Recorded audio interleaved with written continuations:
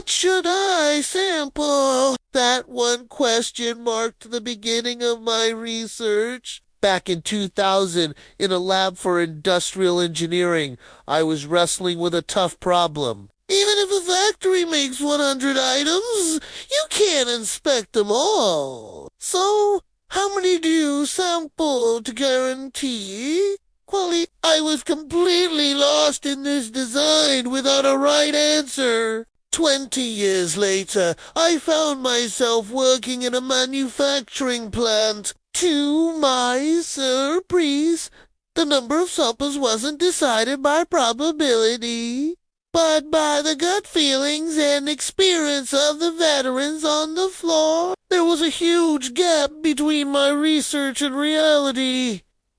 But now, things are different. Data flows from the factory in real time. The research I once did and the practical work on the ground are finally starting to connect. Even the time I spent feeling lost now has meaning. The world is connected. From tomorrow, I'll take the next step forward. Thanks for watching.